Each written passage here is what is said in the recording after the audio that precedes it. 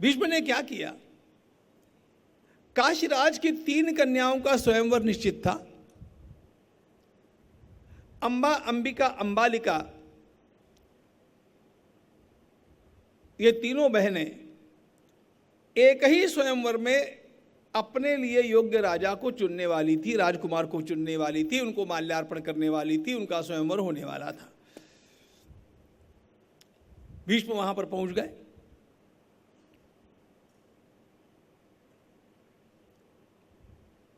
विवाह करने के लिए नहीं, अपने भाई के विवाह के लिए। और हुआ क्या? जैसे ही तीनों कन्याएं मालाएं लेकर के मंच के ऊपर आई, लंबे डग भरते हुए भीष्म वहां पर चढ़ गए और तीनों से कहा, रथ की ओर चलो। वहां पर जो राजा और राजकुमार बैठे थे, सबको ललकार करके कहा, देखो मैं हस्तिनापुर की पुत्रवधुएं बनाने के लिए इन कन्याओं को ले जा रहा हूं।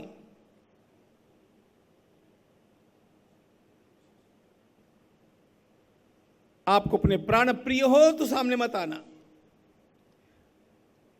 मैं खून खराबा करना नहीं चाहता हूं वैवाहिक प्रसंग में, लेकिन विरोध करने वाला जीवित नहीं बचेगा।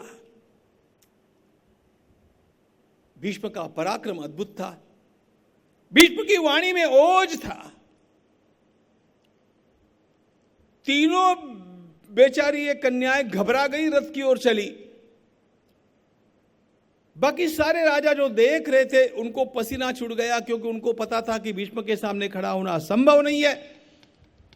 फिर भी एक राजा खड़ा हो गया जिसका नाम शाल्व था। शाल्व ने भीष्म को रोकना चाहा। भीष्म ने शाल्व के सारथी को मारा, घोड़ों को गिराया, रथ को तोड़ दिया, उसको धूल चटाई और कहा, देखो मैं तुम्हें मारना नहीं चाहता हूं, चुपचाप घर पर लौट जाओ। शाल्व को पराभूत कर दिया भीष्म ने। तीनों कन्याओं को लेकर के भीष्म चले आए। अंबा, अंबिका, अंबालिका तीनों काशीराज की कन्याएं हस्तिनापुर लाई गई। राजर्षि भीष्म ने उन कन्याओं को सत्यवती माता के पास पहुंचा दिया और कहा, मां, विचित्रवीर्य का विवाह करने की बात तुमने मुझसे कही थी, मैं उसके लिए 3 कन्याएं ले आया हूं। अब मुहूर्त तो देखो, इसका विवाह करो। ये तीनों कन्याएं सत्यवती माता के पास है।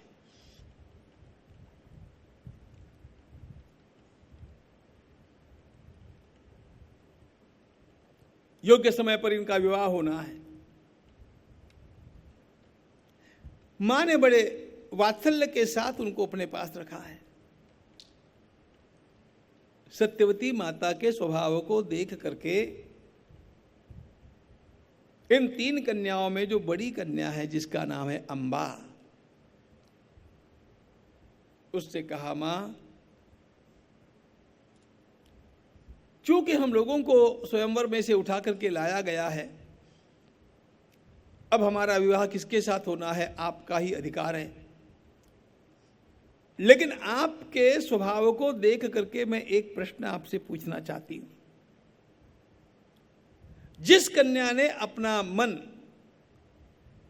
पहले ही अन्य किसी को दे दिया है और जो उसके साथ विवाह करना चाहती है, ऐसी कन्या को आप अपने घर की पुत्रवधू बनाना चाहेगी क्या? तो सत्यवती माता ने पूछा, बात क्या है बेटा? उसने कहा, मैं शाल्व का वर्ण करना चाहती थी, मेरी शाल्व की बात हुई थी, लेकिन बीच में यह घटना घट गई, हमें यहां पर लाया गया।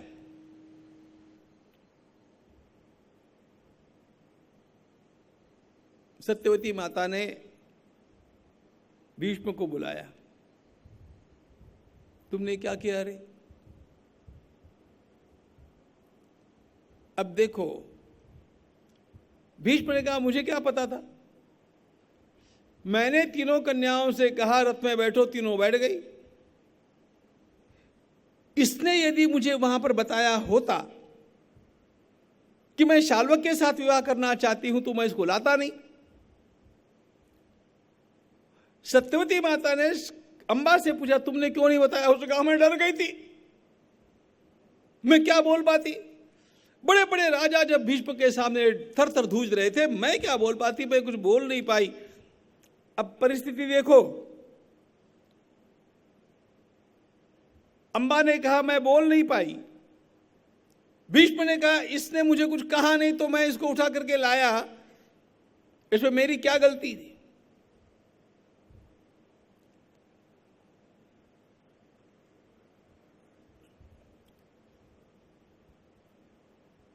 चलो ठीक है, तो अब क्या करना चाहिए?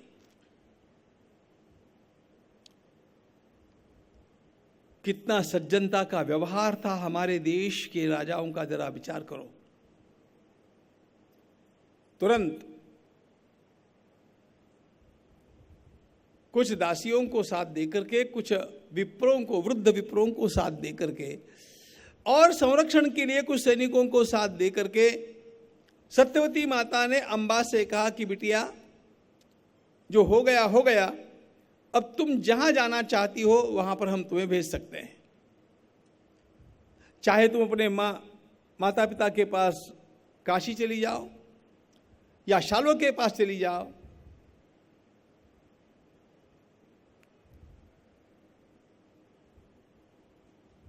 अंबा वहां से चली। संयोग की बात यह कि शाल्व ने उसका स्वीकार करने से इनकार कर दिया।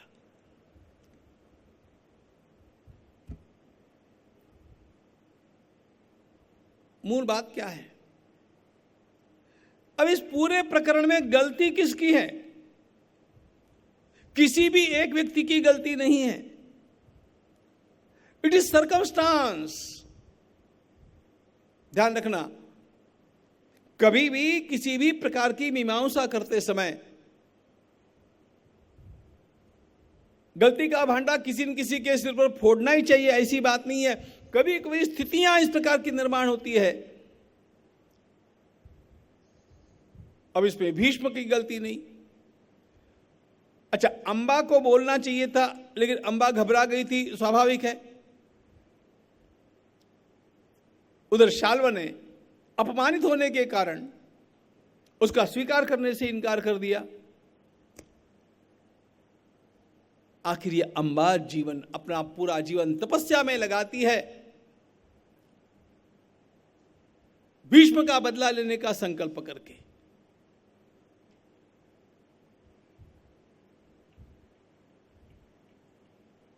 बात के विस्तार में मैं जाता नहीं, लेकिन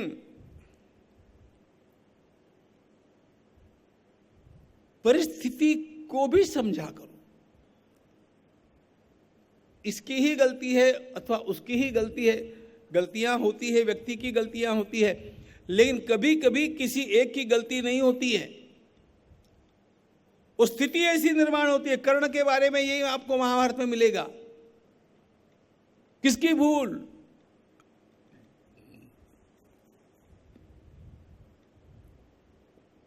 कुमारी अवस्था में होने के कारण कुंती की भूल नहीं, सूर्य भगवान की भूल नहीं, मंत्र देने वाले ब्राह्मण की भूल नहीं, कर्ण की भूल तो है ही नहीं। But it is circumstance.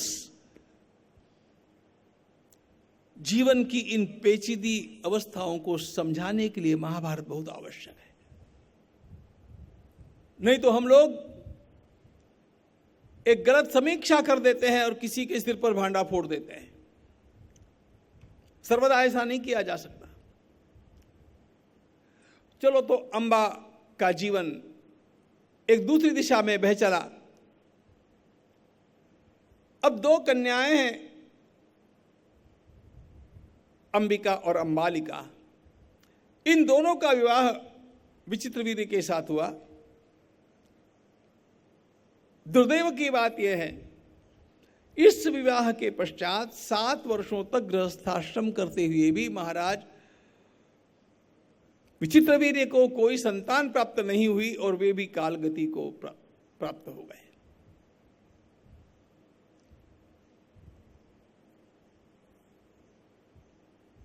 महाराज शांतनु गए, विचित्रवीर्य गए, उसके पहले चित्रांगद गए। अब घर में सत्यवती माता है, अंबिका है, अंबालिका है, दो विधवा पुत्र वधुएं, एक सास और नैष्ठिक ब्रह्मचर्य का व्रत लिए हुए भीष्म। सत्यवती माता ने भीष्म से कहा, अब तुम्हें विवाह कर लेना चाहिए, अब कोई गति दिखती नहीं है। भीष्म ने कहा, मां, परमात्मा को और देवताओं को साक्षी रख करके मैंने प्रतिज्ञा की है, इस जन्म में तो विवाह हो ही नहीं सकता। नैतिक ब्रह्मचर्य का पालन यही मेरा जीवन व्रत है।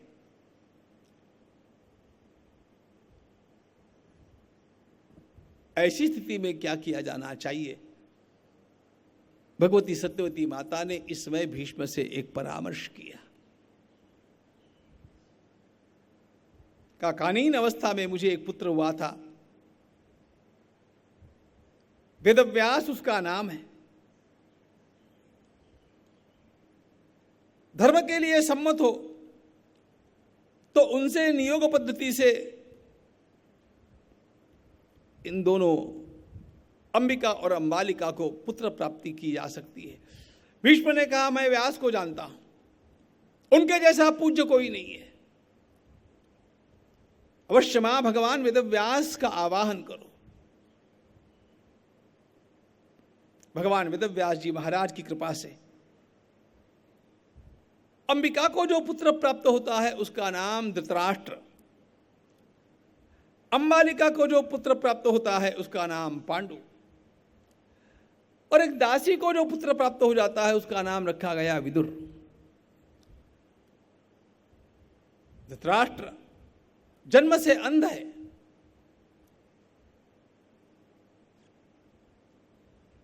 पांडु पांडुर है, विदुर अत्यंत श्रेष्ठ धर्मज्ञ है, लेकिन वे दासी पुत्र हैं। चलो किसी प्रकार धर्मशास्त्र के अंतर्गत रहते हुए पुनः एक बार यह वंश आगे चला।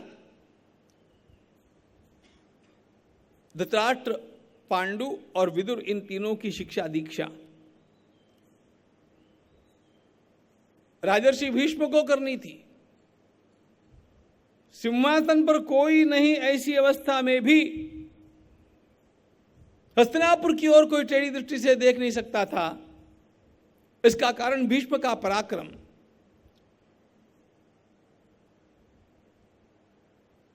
आगे चलकर के इन तीनों का मंगल विवाह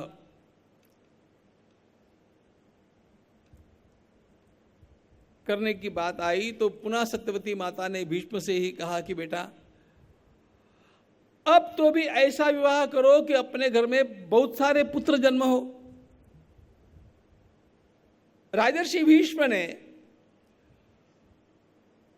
अपनी ओर से गुप्तचरों को लगाया और उनके ध्यान में आया गांधार देश की राजकन्या भगवान शिव जी की आराधना करती, सुबल की कन्या,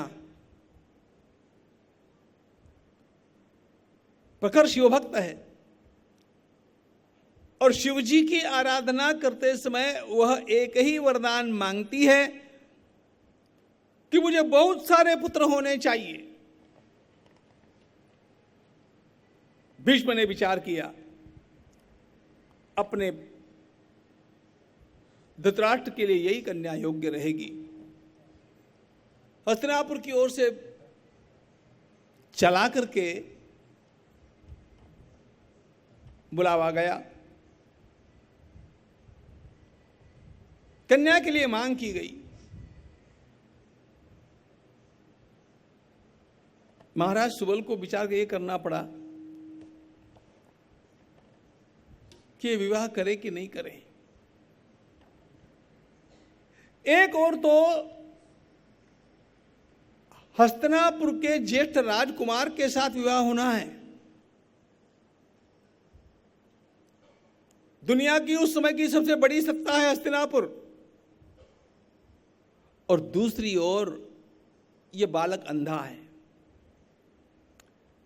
लेकिन विचार किया कि चलो इतना समझौता कर लेना चाहिए। ये विवाह निश्चित हुआ। विवाह के लिए सबको हस्तिनापुर बुलाया गया। धृतराष्ट्र का गांधारी के साथ विवाह संपन्न हुआ। इस विवाह के संपन्न होने के साथ साथ एक घटना और घटी। सुबल के पुत्र सौबल, जिसका कि प्रसिद्ध नाम आप लोगों को ज्यादा पता है, जिसका नाम है शकुनी, जो गांधारी के भाई थे, उसने विचार किया और वह स्वयं इसके पश्चात हस्तिनापुर का ही निवासी हो गया।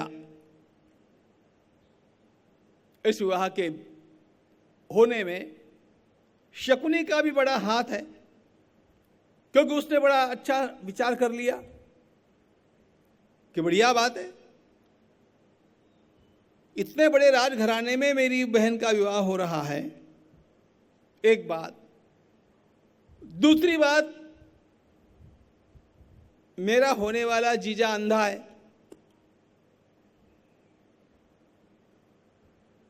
तीसरी बात, इस विवाह के निश्चित होते ही अत्यंत धर्मनिष्ठ स्वयं गांधारी ने अपनी आंखों पर पट्टी बांध ली। गांधारी का दृष्टिकोण बड़ा शालीन और धर्मनिष्ठ दृष्टिकोण है।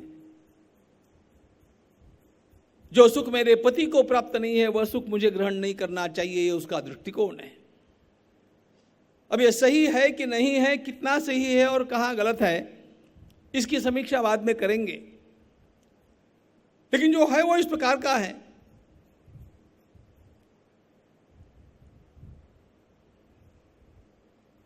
हस्तिनापुर का राजमहल भर गया। धृतराष्ट्र की पत्नी के रूप में गांधारी का पदार्पण हुआ। गांधारी के भाई शकुनी का भी निवास वहीं पर आरंभ हो गया। अगले बीज बोए जाने लगे। महाराज पांडु स्वयं अति पराक्रमी व्यक्ति है। उनका विवाह, उनके दो विवाह हुए, मध्य प्रदेश की राजकन्या माद्री के साथ और महाराज कुंती भोज की कन्या कुंती के साथ। महाराज पांडु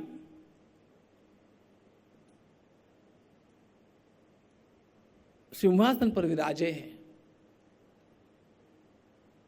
यद्यपि धृतराष्ट्र बड़े हैं, लेकिन धृतराष्ट्र सिंहासन पर नहीं बैठ सकते, क्योंकि यह नियम है कि जो व्यक्ति हीनांग होगा, किसी भी प्रकार से विकलांग होगा, वह सिंहासन पर नहीं बैठेगा।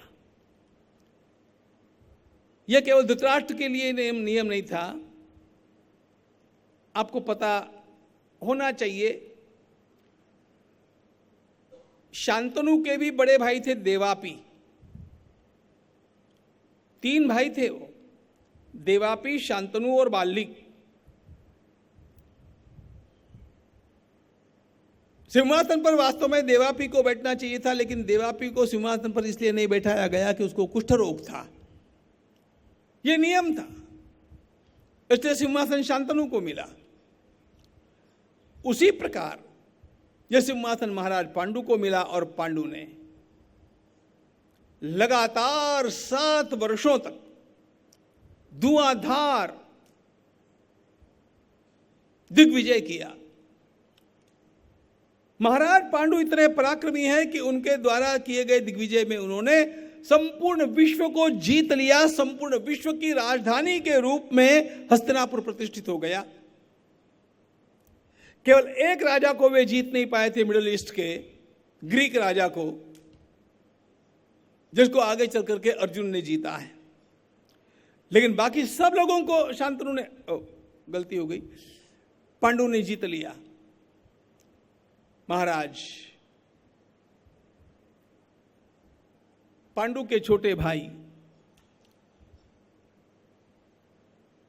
दासीपुत्र विदुर जी का विवाह देवकी नामक पारसी कन्या के साथ हुआ।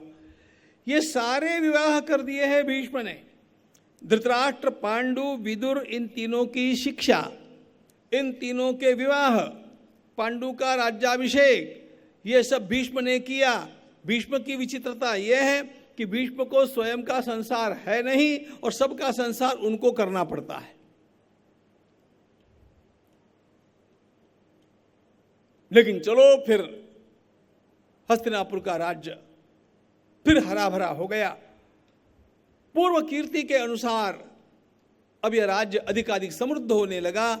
इतने में एक घटना घटी। श्रीमन नारायण नारायण नारायण, श्रीमन नारायण नारायण नारायण, श्रीमन नारायण नारायण नारायण, श्रीमन नारायण नारायण नारायण, श्रीमन नारायण नारायण नारायण, श्रीमन नारायण नारायण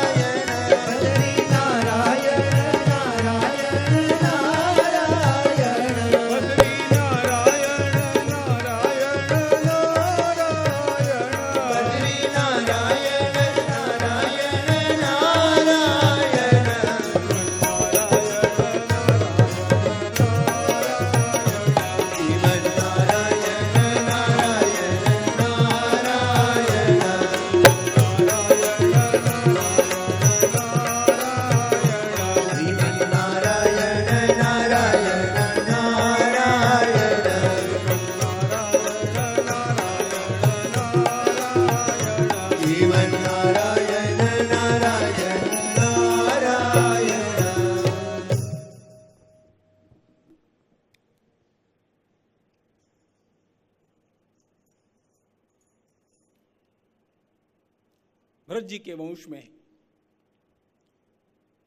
महाराज पांडु की कीर्ति आकाश को छूने लगी। सभी लोगों को पुनः एक बार हस्तिनापुर की महानता का बोध साक्षात्कार हुआ।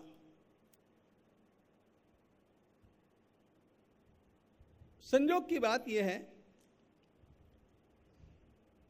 लगातार 7 वर्षों तक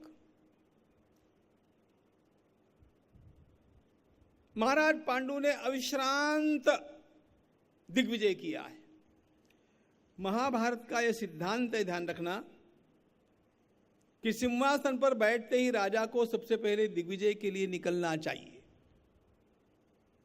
भिन्न भिन्न देशों में जाकर के आना चाहिए। घर पर बैठा हुआ विद्वान शोभा नहीं देता और राजधानी में बैठा हुआ राजा भी शोभा नहीं देता। इनको निरंतर क्रियाशील रहना आवश्यक है और उसी के अनुसार महाराज पांडु ने यह सब किया था। अब लगातार 7 वर्षों तक इस प्रकार से संपूर्ण विश्व का दिग्विजय करने के उपरांत अब घर भी तो है, परिवार भी तो है, 2 पत्नियां हैं। पत्नियां कहती है कि अजी थोड़ा तो समय हमारे लिए निकालिए, थोड़ा वन विहार करने के लिए चले। महाराज पांडु ने विचार किया वन विहार करना चाहिए और राजकीय कार्य से अवकाश लेकर के महाराज पांडु वन विहार के लिए चले। बड़ा सुंदर वर्णन महाभारत में आया है। देखो, महाभारत हमारे संपूर्ण ज्ञान का कोश है। जब महाराज पांडु चले हैं वन में तो उनका छोटा ऑफिस उनके साथ चला है, क्योंकि वे चक्रवर्ती सम्राट हैं।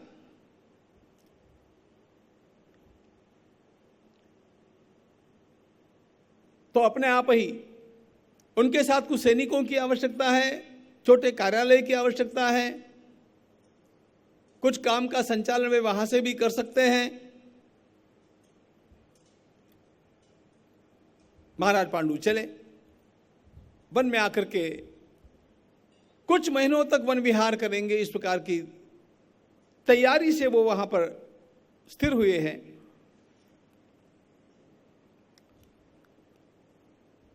और ऐसी बेला में एक दुर्घटना घटी।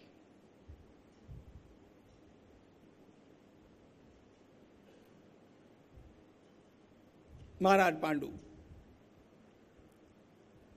वन में विहार कर रहे हैं, वन में निवास कर रहे हैं, ऋषि मुनियों के आश्रमों में जाते हैं, उनकी सेवा करते हैं, उनके प्रवचनों का श्रवण करते हैं, मृगया भी करते हैं। वन विहार है। एक दिन की बात, महाराज पांडु जब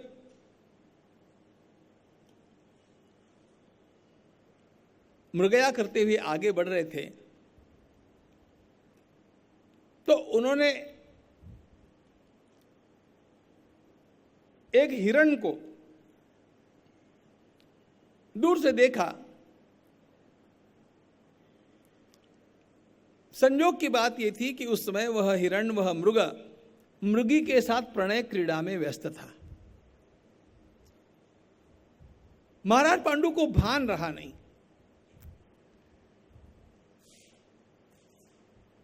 भारत की परंपरा में मृगया करने के भी कुछ धर्म के नियम हैं, इसको समझो। किसी भी प्राणी को जब वो प्रणय क्रीड़ा में हो उस समय उसकी मृगया नहीं की जानी चाहिए, ये धर्म का नियम है।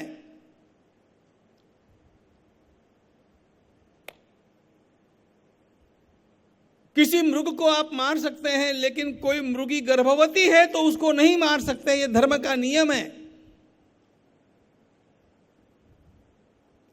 जो मेरे सामने आ गया मैंने उसको मार डाला, ऐसा नहीं। मृगया के भी नियम है।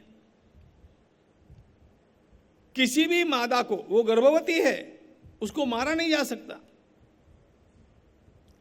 मृगया करने का अधिकार ही नहीं।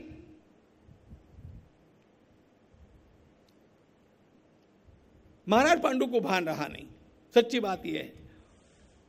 और उन्होंने मृगी के साथ क्रीड़ा करने वाले मृग के ऊपर बाण छोड़ा। छोड़ना ही नहीं चाहिए था, लेकिन छोड़ा।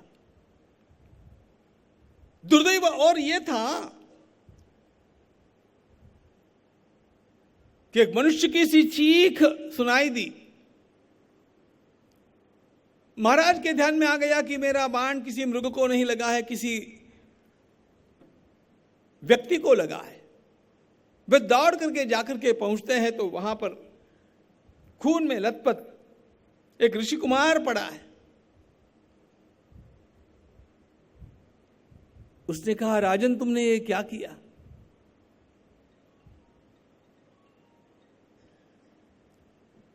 महाराज पांडु ने कहा, मुझे पता नहीं, मैंने तो हिरण समझ करके बाण मारा।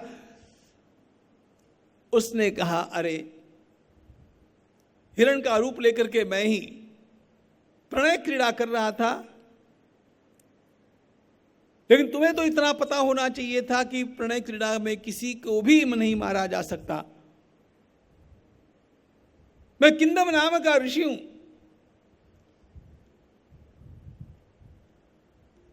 यद्यपि तुम्हें ब्रह्म हत्या तो नहीं लगेगी, लेकिन ध्यान रखना, अतृप्त अवस्था में तुमने मुझे मारा है, इसलिए मैं तुम्हें शाप दे रहा हूं।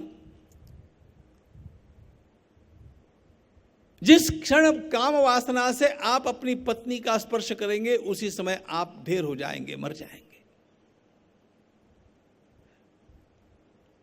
ऐसा कहते हुए वह किंदम ऋषि वहीं पर गतप्राण हो गया। महाराज पांडु ने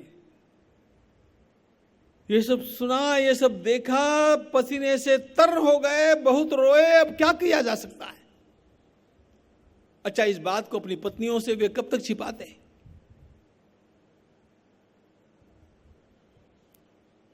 पांडु ने आकर के अपनी दोनों पत्नियों से पहले तो ऐसे ही कह दिया कि मैं अब वैराग्यशाली जीवन जीना चाहता हूं। ये ऋषिमुनियों का जीवन मुझे बड़ा अच्छा लगता है, हम ऐसे ही जीवन जिएंगे।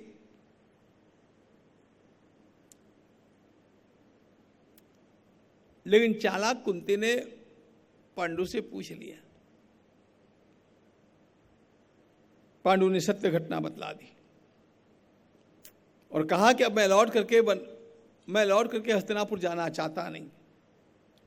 मैं संन्यास लेकर के यहीं से अपने जीवन को व्यतीत करना चाहता हूं।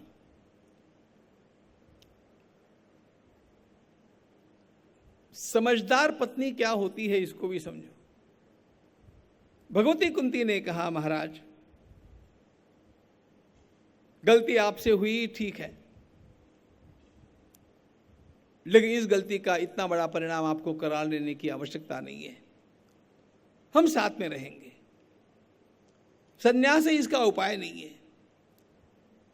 वानप्रस्थाश्रम के नियमों का पालन करेंगे। हम दोनों आपको विश्वास दिलाती है कि हम कभी आपका स्पर्श ही नहीं करेंगे। ऋषियों की कथाएं सुनेगी, अध्यात्म का साधन करेंगे,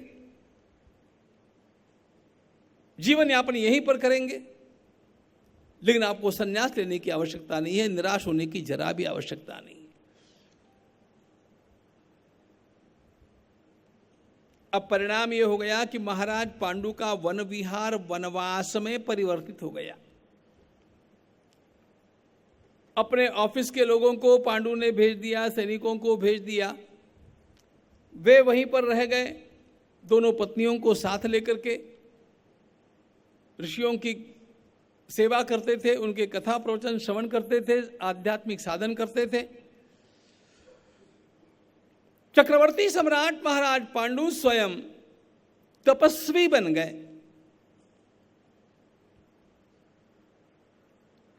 और ऐसी अवस्था में एक बार उन्होंने मुनियों के मुख से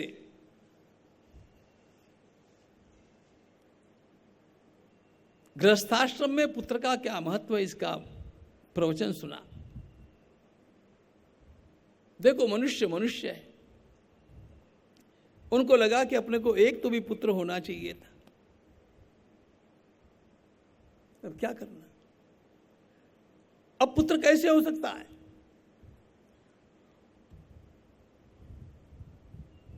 अपने पति की इस भावना को देख करके भगवती कुंती ने एकांत में उनसे एक बात कही, महाराज एक बात आप कर सकते हैं,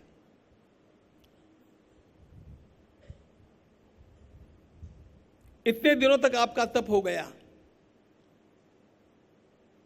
किसी भी प्रकार हमारे शरीर का स्पर्श किए बिना भी आप अपने मनोबल से हम में गर्भ स्थापित कर सकते हैं। और यह बात मैं स्वयं जानती हूं कि इस प्रकार तपस्वी लोग अपने मनोबल से यह सब कर सकते हैं, सक्षम होते हैं। कुंती के शब्द सुनिए, तथा त्वमपि मय्येव मनसा भरतर्षभ शक्तो जनयितुं पुत्रांस्तपो योग बलान्वितः। तपो योग बलान्वितः,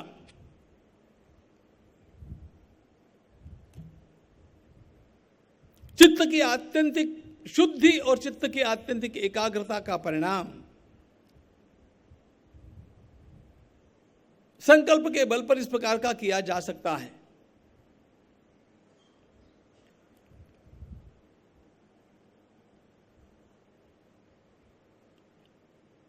यह भारतीय योग विज्ञान है।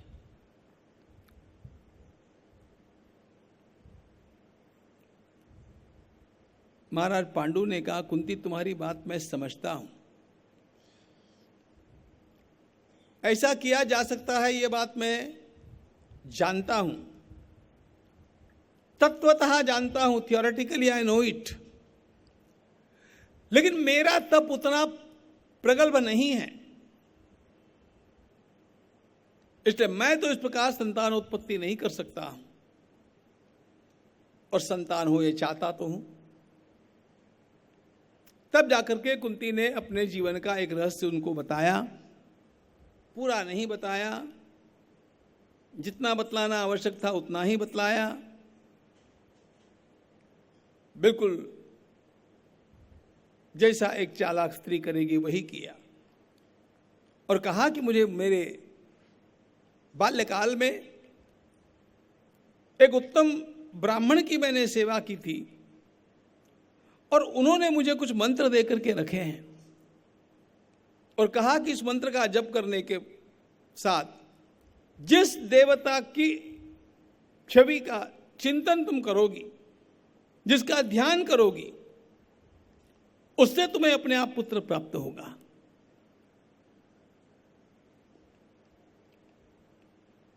महाराज पांडु को बड़ा अच्छा लगा,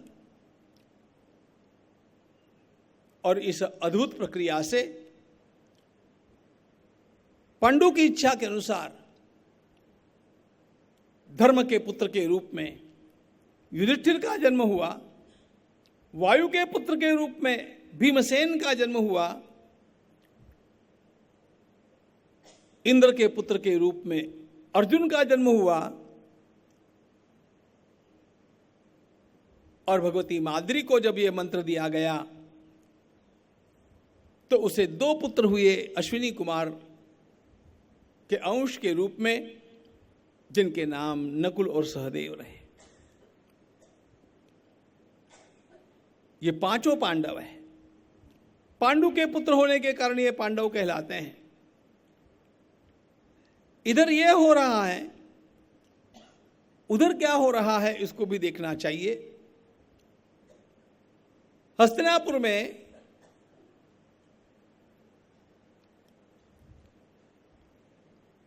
भगवती गांधारी को जब पता चला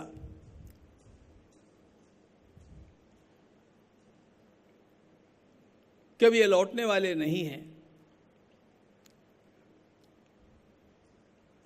भगवती गांधारी तपस्या तो कर ही रही थी,